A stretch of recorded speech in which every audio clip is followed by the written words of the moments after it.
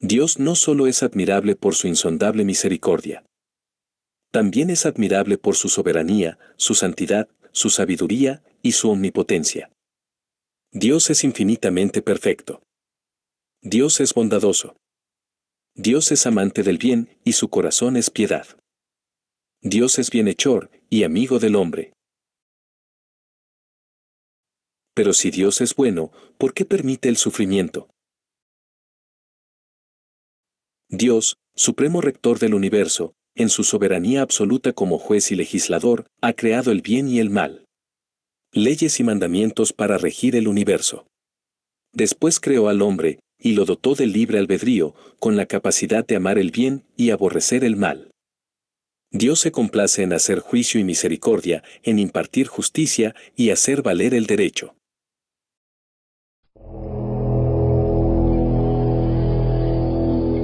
La serpiente era el más astuto de todos los animales salvajes que el Señor Dios había hecho. Cierto día le preguntó a la mujer: ¿De veras? Dios les dijo que no deben comer del fruto de ninguno de los árboles del huerto. La mujer respondió: Claro que podemos comer del fruto de los árboles del huerto. Es solo del fruto del árbol que está en medio del huerto, del que no se nos permite comer. Dios dijo: no deben comerlo, ni siquiera tocarlo. Si lo hacen, morirán. La serpiente exclamó: No, morirán. Dios sabe que en cuanto coman del fruto, se les abrirán los ojos y serán como Dios, con el conocimiento del bien y del mal. La mujer quedó convencida. Vio que el árbol era hermoso y su fruto parecía delicioso, y quiso la sabiduría que le daría. Así que tomó del fruto y lo comió. Después le dio un poco a su esposo que estaba con ella, y él también comió. En ese momento se les abrieron los ojos, y de pronto sintieron vergüenza por su desnudez. Entonces cosieron hojas de higuera para cubrirse. Cuando soplaba la brisa fresca de la tarde, el hombre y su esposa oyeron al Señor Dios caminando por el huerto, así que se escondieron del Señor Dios entre los árboles. Entonces el Señor Dios llamó al hombre: ¿Dónde estás? El hombre contestó: Te oí caminando por el huerto, así que me escondí. Tuve miedo porque estaba desnudo. ¿Quién te dijo que estabas desnudo? ¿Acaso has comido del fruto del árbol que te ordené que no comieras? El hombre contestó: La mujer que tú me diste fue quien me dio del fruto, y yo lo comí. Entonces el Señor Dios le preguntó a la mujer: ¿Qué has hecho? La serpiente me engañó. Por eso comí. Entonces el Señor Dios le dijo a la serpiente: Por lo que has hecho, eres maldita más que todos los animales, tanto domésticos como salvajes. Andarás sobre tu vientre, arrastrándote por el polvo durante toda tu vida. Y pondré hostilidad entre tú y la mujer, y entre tu descendencia y la descendencia de ella. Su descendiente te golpeará la cabeza, y tú le golpearás el talón. Luego le dijo a la mujer: Haré más agudo el dolor de tu embarazo, y con dolor darás a luz. Y desearás controlar a tu marido, pero él gobernará sobre ti. Y al hombre le dijo: Dado que hiciste caso a tu esposa y comiste del fruto del árbol del que te ordené que no comieras, la tierra es maldita por tu culpa. Toda tu vida lucharás para poder vivir de ella. Te producirá espinos y cardos, aunque comerás de sus granos. Con el sudor de tu frente obtendrás alimento para comer, hasta que vuelvas a la tierra de la que fuiste formado.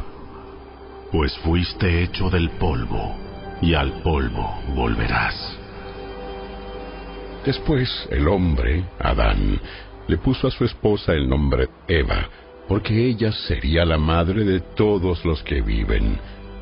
Y el Señor Dios hizo ropa de pieles de animales para Adán y su esposa.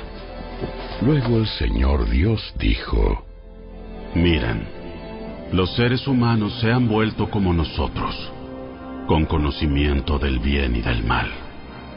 ¿Y qué ocurrirá si toman el fruto del árbol de la vida y lo comen? Entonces vivirán para siempre.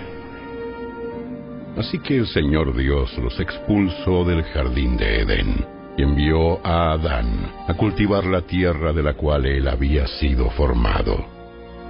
Después de expulsarlos, el Señor Dios puso querubines poderosos al oriente del jardín de Edén y colocó una espada de fuego ardiente que destellaba al moverse de un lado a otro, a fin de custodiar el camino hacia el árbol de la vida.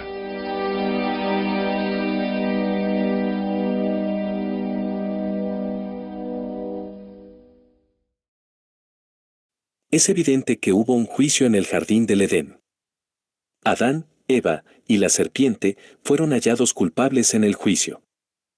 También es evidente que la sentencia son el dolor y el sufrimiento como castigo. Por tanto, podemos concluir que el sufrimiento es el castigo por el pecado. Sin embargo, existe otra vertiente en el sufrimiento. El sufrimiento del justo. Un día los miembros de la corte celestial llegaron para presentarse delante del Señor, y el acusador, Satanás, vino con ellos. El Señor le preguntó a Satanás: ¿De dónde vienes? Satanás contestó al Señor: He estado recorriendo la tierra, observando todo lo que ocurre. Entonces el Señor preguntó a Satanás: ¿Te has fijado en mi siervo Job? Es el mejor hombre en toda la tierra. Es un hombre intachable y de absoluta integridad. Tiene temor de Dios y se mantiene apartado del mal. Satanás le respondió al Señor: Sí, pero Job tiene una buena razón para temer a Dios. Siempre has puesto un muro de protección alrededor de él, de su casa y de sus propiedades. Has hecho prosperar todo lo que hace. Mira lo rico que es. Así que extiende tu mano y quítale todo lo que tiene. Ten por seguro que te maldecirá en tu propia cara. Muy bien, puedes probarlo. Haz lo que quieras con todo lo que posee, pero no le hagas ningún daño físico.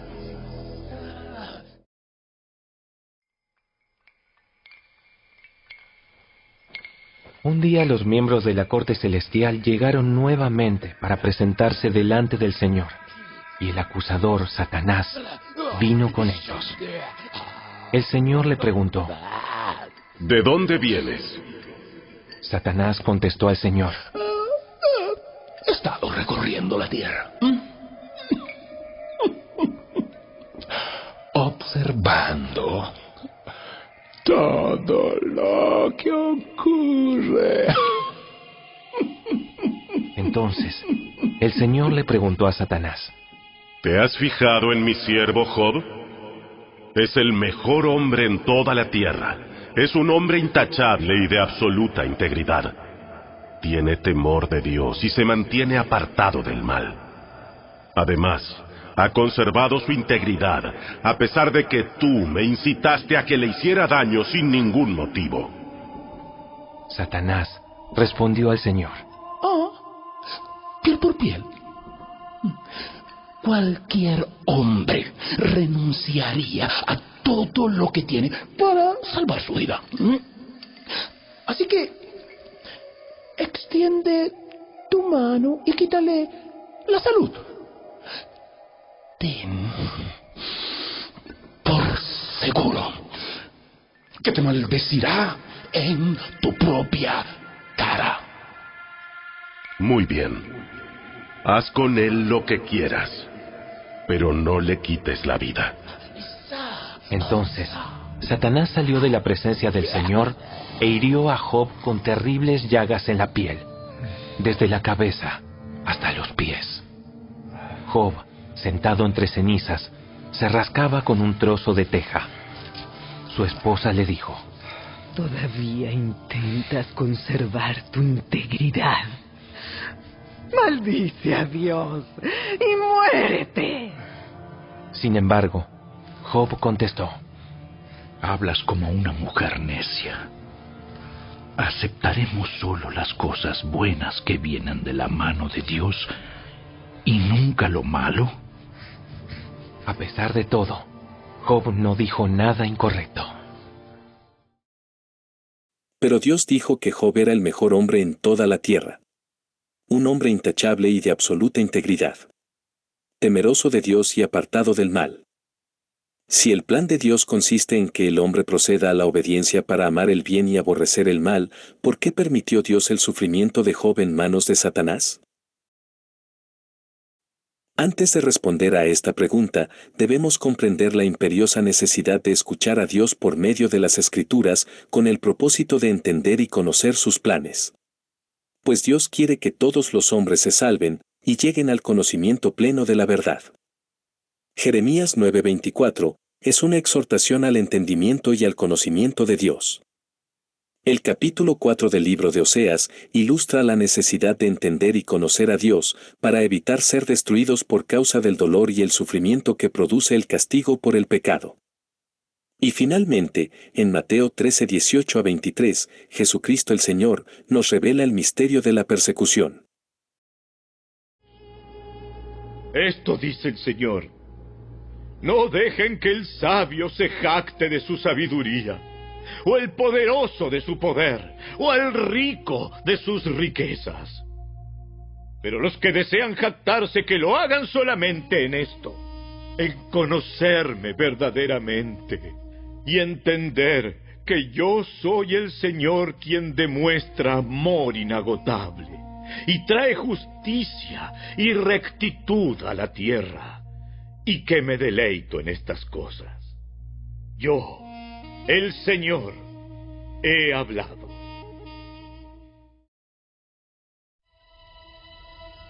Escucha la palabra del Señor, oh pueblo de Israel. El Señor ha presentado cargos en tu contra, diciendo: no hay fidelidad, ni bondad, ni conocimiento de Dios en tu tierra. Haces votos y los rompes. Matas, robas y cometes adulterio. Hay violencia en todas partes. Un asesinato tras otro. Por eso, la tierra está de luto y todos desfallecen. Hasta los animales salvajes y las aves de los cielos y los peces del mar desaparecen. No señales a otro para echarle la culpa. Mi queja, sacerdotes, es con ustedes. Así que tropezarán en plena luz del día, y sus falsos profetas caerán con ustedes durante la noche. Y destruiré a su madre Israel. Mi pueblo está siendo destruido porque no me conoce. Así como ustedes, sacerdotes, se niegan a conocerme, yo me niego a reconocerlos como mis sacerdotes. Ya que olvidaron las leyes de su Dios, me olvidaré de bendecir a sus hijos. Mientras más sacerdotes hay, más pecan contra mí. Han cambiado la gloria de Dios por la vergüenza de los ídolos. Cuando la gente lleva su ofrenda por el pecado, los sacerdotes se alimentan. Por eso se alegran cuando el pueblo peca. Y lo que hacen los sacerdotes, el pueblo también lo hace. Así que ahora castigaré tanto a los sacerdotes como al pueblo por sus perversas acciones. Comerán, pero seguirán con hambre. Se prostituirán, pero no lograrán nada, porque han abandonado al Señor para rendir culto a otros dioses. El vino le ha robado el entendimiento a mi pueblo. Piden consejo a un trozo de madera. ¿Creen que un palo puede decirles el futuro? El deseo de ir tras los ídolos los ha vuelto necios. Se prostituyeron sirviendo a otros dioses y abandonando a su Dios. Ofrecen sacrificios a ídolos en la cima de las montañas. Suben a las colinas para quemar incienso bajo la sombra placentera de robles, álamos y terebintos. Por eso sus hijas se entregan a la prostitución y sus nueras cometen adulterio. Pero, ¿por qué debería yo castigarlas por su prostitución y adulterio? Pues sus hombres hacen lo mismo, pecando con rameras y prostitutas de los templos paganos. Oh, pueblo necio, se niegan a entender. Por eso serán destruidos. A pesar de que tú, Israel, eres una prostituta, que Judá no sea culpable de tales cosas.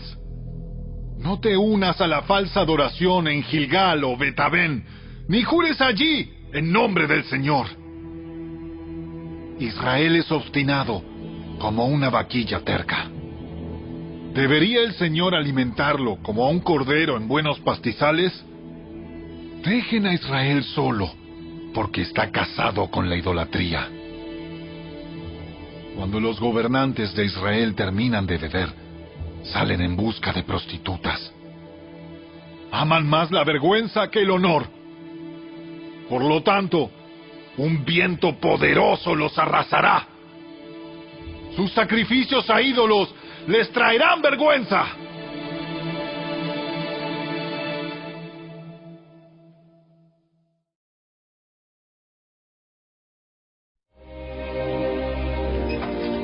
Más tarde ese mismo día, Jesús salió de la casa y se sentó junto al lago. Pronto se reunió una gran multitud alrededor de él, así que entró en una barca, se sentó allí y enseñó mientras la gente estaba de pie en la orilla. Contó muchas historias en forma de parábola, como la siguiente. Escuchen, un agricultor salió a sembrar. A medida que esparcía las semillas por el campo, algunas cayeron sobre el camino y los pájaros vinieron y se las comieron. Otras cayeron en tierra poco profunda, con roca debajo de ella. Las semillas germinaron con rapidez porque la tierra era poco profunda. Pero pronto las plantas se marchitaron bajo el calor del sol, y como no tenían raíces profundas, murieron.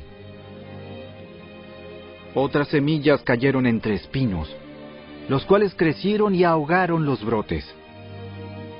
Pero otras semillas cayeron en tierra fértil y produjeron una cosecha que fue 30, 60 y hasta 100 veces más numerosa de lo que se había sembrado. El que tenga oídos para oír, que escuche y entienda. Sus discípulos vinieron y le preguntaron: ¿Por qué usas parábolas cuando hablas con la gente? A ustedes se les permite entender los secretos del reino del cielo, pero a otros no. A los que escuchan mis enseñanzas se les dará más comprensión, y tendrán conocimiento en abundancia. Pero a los que no escuchan se les quitará aún lo poco que entiendan. Por eso uso estas parábolas, pues ellos miran, pero en realidad no ven. Oyen, pero en realidad no escuchan ni entienden. De esa forma se cumple la profecía de Isaías que dice: Cuando ustedes oigan lo que digo, no entenderán. Cuando vean lo que hago, no comprenderán. Pues el corazón de este pueblo está endurecido, y sus oídos no pueden oír, y han cerrado los ojos, así que sus ojos no pueden ver, y sus oídos no pueden oír, y su corazón no puede entender, y no pueden volver a mí para que yo los sane. Pero benditos son los ojos de ustedes, porque ven, y sus oídos, porque oyen. Les digo la verdad, muchos profetas y muchas personas justas anhelaron ver lo que ustedes ven, pero no lo vieron.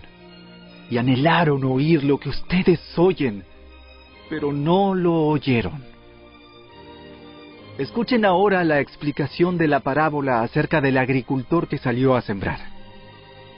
Las semillas que cayeron en el camino representan a los que oyen el mensaje del reino y no lo entienden.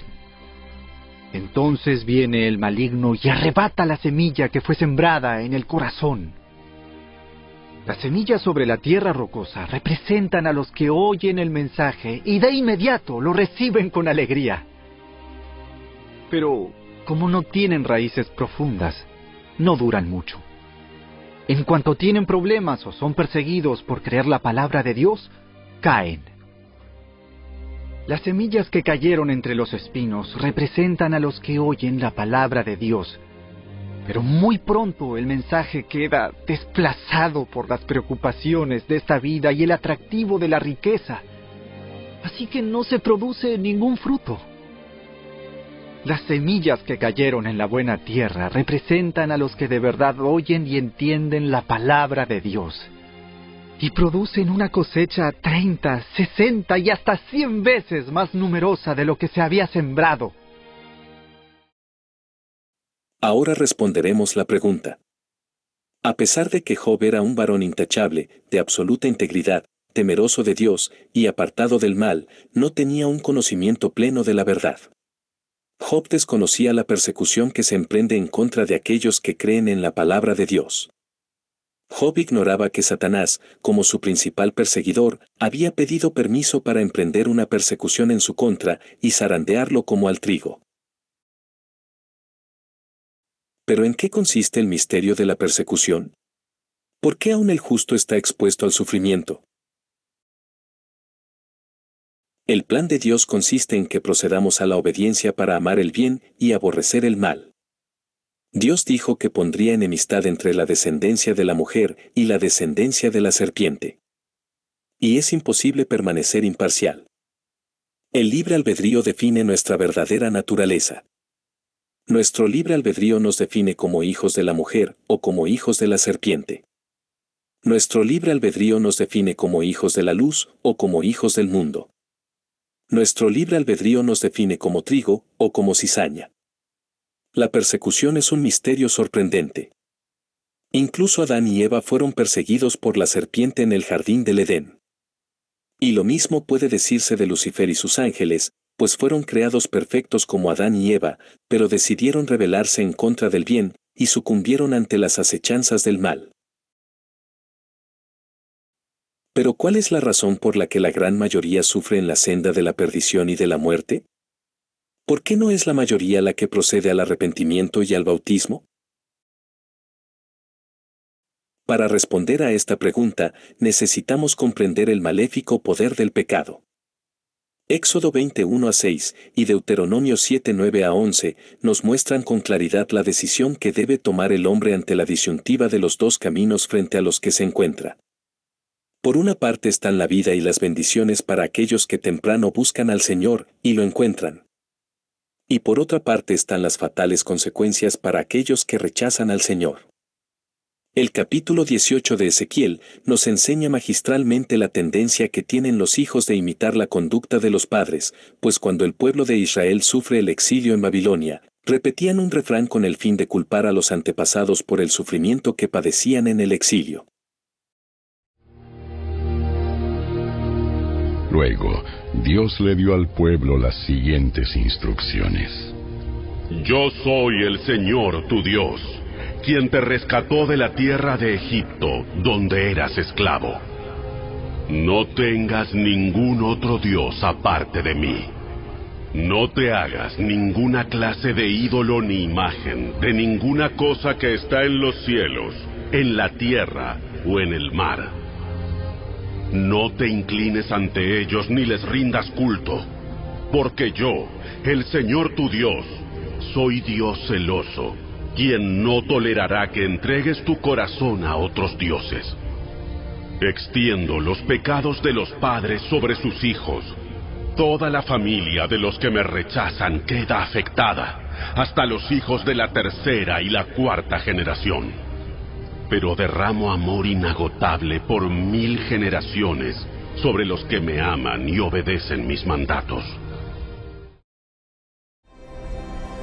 Reconoce, por lo tanto, que el Señor tu Dios es verdaderamente Dios.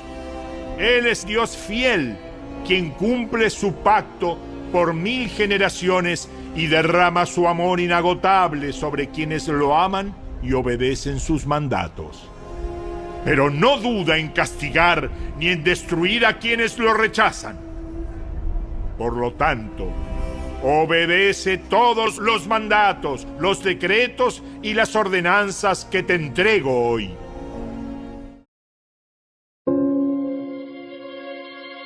Luego recibí otro mensaje del Señor. ¿Por qué citan ustedes ese proverbio acerca de la tierra de Israel que dice: los padres comieron uvas agrias, pero la boca de sus hijos se frunce por el sabor? Tan cierto como que yo vivo, dice el Señor soberano, que dejarán de citar ese proverbio en Israel. Pues todos los seres humanos son míos para juzgar, los padres y los hijos por igual. Esta es mi regla. La persona que peque es la que morirá. Supongamos que cierto hombre es recto y hace lo que es justo y correcto. No participa en los banquetes que se ofrecen en los montes ante los ídolos de Israel, ni les rinde culto. No comete adulterio, ni tiene relaciones sexuales con una mujer durante su período menstrual. Es un acreedor compasivo. No se queda con objetos entregados en garantía por deudores pobres. No les roba a los pobres, más bien les da de comer a los hambrientos y les da ropa a los necesitados. Presta dinero sin cobrar interés. Se mantiene lejos de la injusticia. Es honesto e imparcial al juzgar a otros, y obedece fielmente mis decretos y ordenanzas. Todo el que hace estas cosas es justo y ciertamente vivirá, dice el Señor soberano. Pero supongamos que ese hombre tiene un hijo adulto que es ladrón o asesino y se niega a hacer lo correcto. Ese hijo también comete todas las maldades que su padre jamás haría. Rinde culto a ídolos en los montes, comete adulterio, oprime a los pobres e indefensos, roba a los deudores al negarles que recuperen sus garantías, rinde culto a ídolos, comete pecados detestables y presta dinero con intereses excesivos. ¿Acaso debería vivir ese pecador? No. Tiene que morir y asumir toda la culpa. Pero supongamos que ese hijo pecador, a su vez, tiene un hijo que ve la maldad de su padre y decide no llevar esa clase de vida. Este hijo se niega a rendir culto a ídolos en los montes y no comete adulterio, no explota a los pobres, más bien es justo con los deudores y no les roba. Da de comer a los hambrientos y da ropa a los necesitados. Ayuda a los pobres, presta dinero sin cobrar interés y obedece todos mis decretos y ordenanzas. Esa persona no morirá por los pecados de su padre. Ciertamente vivirá. Sin embargo, el padre morirá por todos sus pecados, por haber sido cruel, por robar a la gente y hacer lo que es indudablemente incorrecto en medio de su pueblo. ¿Cómo?, se preguntan ustedes. ¿No pagará el hijo por los pecados del padre? No, Porque si el Hijo hace lo que es justo y correcto y obedece mis decretos, ese Hijo ciertamente vivirá. La persona que peque es la que morirá. El Hijo no será castigado por los pecados del Padre, ni el Padre será castigado por los pecados del Hijo. Los justos serán recompensados por su propia conducta recta, y las personas perversas serán castigadas por su propia perversidad. Ahora bien, si los perversos abandonan sus pecados y comienzan a obedecer mis decretos y a hacer lo que es justo y correcto, ciertamente vivirán y no morirán. Todos los pecados pasados serán olvidados y vivirán por las acciones justas que han hecho. ¿Acaso piensan que me agrada ver morir a los perversos? Pregunta el Señor soberano. ¡Claro que no! Mi deseo es que se aparten de su conducta perversa y vivan. Sin embargo, si los justos se apartan de su conducta recta y comienzan a pecar y a comportarse como los demás pecadores, ¿se les permitirá vivir? No, claro que no. Todas las acciones justas que han hecho serán olvidadas y morirán por sus pecados. Sin embargo, ustedes dicen: el Señor no hace lo correcto. Escúchame, pueblo de Israel. ¿Soy yo el que no hace lo correcto? ¿O son ustedes? Cuando los justos abandonen su conducta justa y comiencen a cometer pecados, morirán por eso. Sí, morirán por sus acciones pecaminosas. Y si los perversos abandonan su perversidad, obedecen la ley y hacen lo que es justo y correcto, salvarán su vida. Vivirán, porque lo pensaron bien y decidieron apartarse de sus pecados. Esas personas no morirán. Aún así, los israelitas siguen diciendo: el Señor no hace lo correcto. Oh pueblo de Israel, tú eres quien no hace lo correcto, no yo. Por lo tanto, pueblo de Israel, juzgaré a cada uno de ustedes según sus acciones, dice el Señor soberano. Arrepiéntete y apártate de tus pecados.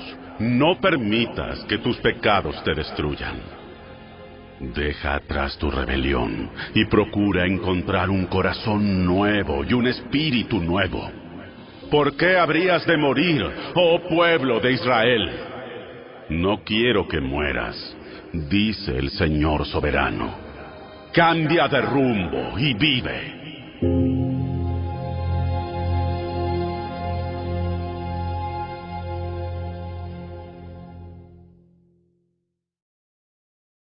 Con estas lecturas comprendemos que las consecuencias del pecado pueden llegar a ser duraderas, motivo por el cual la senda de la perdición y de la muerte es ancha y espaciosa, y muchos son los que dan con ella.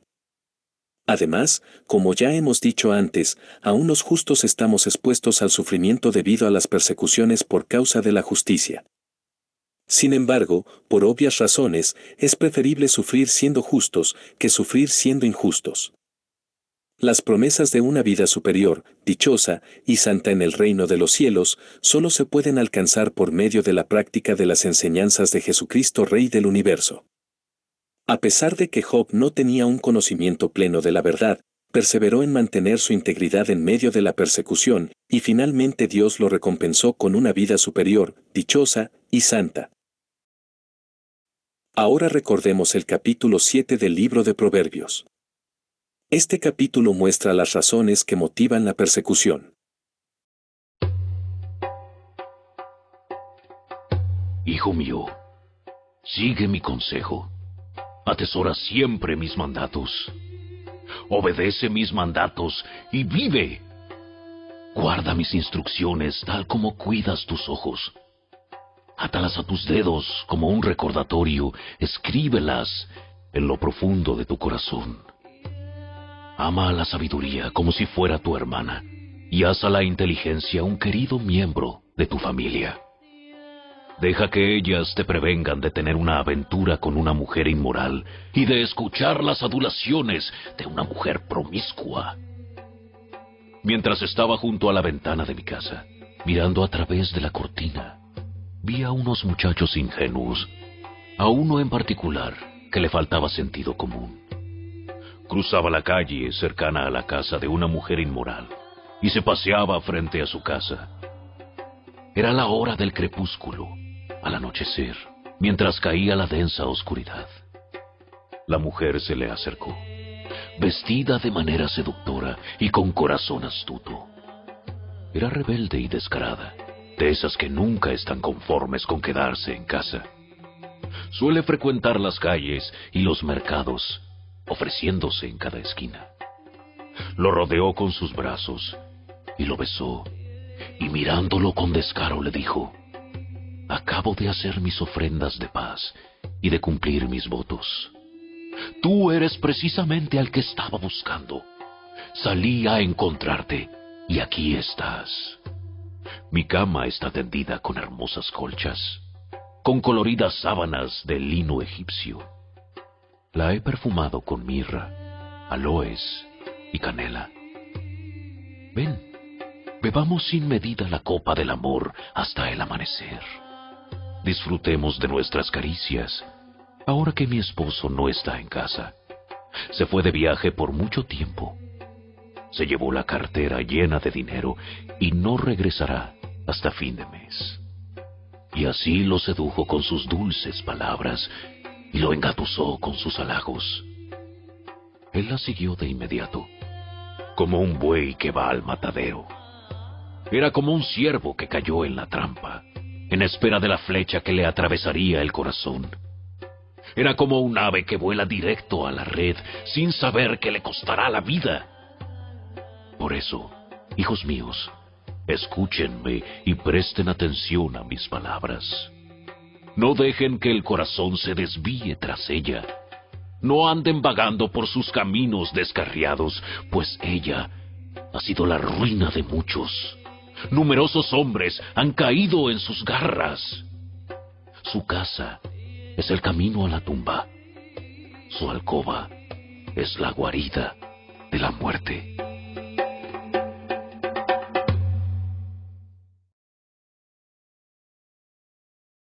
Sin duda alguna, esta mujer de Proverbios 7 no solo peca de adulterio y prostitución, sino también de idolatría. Ella misma confiesa que está a punto de realizar una ofrenda de paz y de cumplir sus votos a sus falsos dioses.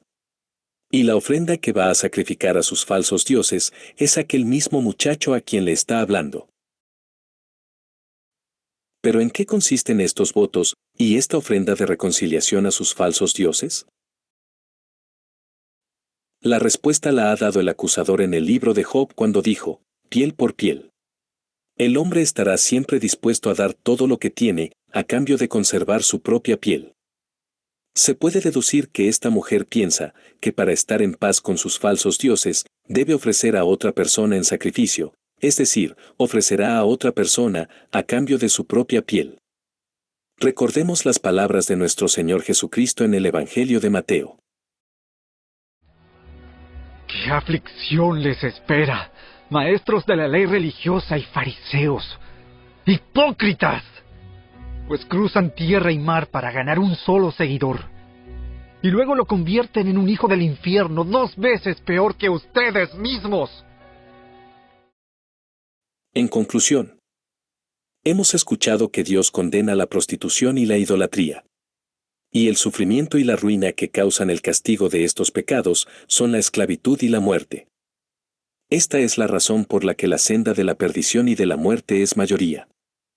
Y la razón por la cual son pocos los que encuentran la senda de la vida es porque una vez que descubrimos que hemos muerto a causa de nuestros pecados y procedemos al arrepentimiento y al bautismo, damos comienzo a una nueva vida y a un proceso de santidad en el que debemos perseverar amando el bien y rechazando toda aquella maldad que antes practicábamos en la senda de la muerte.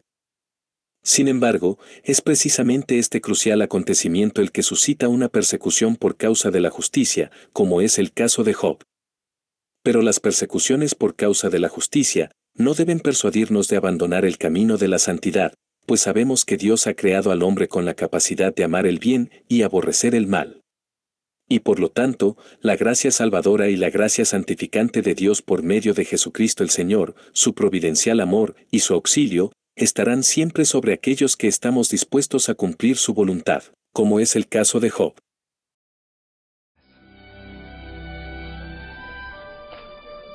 Solo puedes entrar en el reino de Dios a través de la puerta angosta. La carretera al infierno es amplia y la puerta es ancha para los muchos que escogen ese camino. Sin embargo, la puerta de acceso a la vida es muy angosta y el camino es difícil. Y son solo unos pocos los que alguna vez lo encuentran. Pues Dios se complace cuando ustedes, siendo conscientes de su voluntad, sufren con paciencia cuando reciben un trato injusto. Es obvio que no hay mérito en ser paciente si a uno lo golpean por haber actuado mal, pero si sufren por hacer el bien y lo soportan con paciencia, Dios se agrada de ustedes. Pues Dios los llamó a hacer lo bueno, aunque eso signifique que tengan que sufrir, tal como Cristo sufrió por ustedes. Él es su ejemplo, y deben seguir sus pasos. Recuerden que es mejor sufrir por hacer el bien, si eso es lo que Dios quiere, que sufrir por hacer el mal.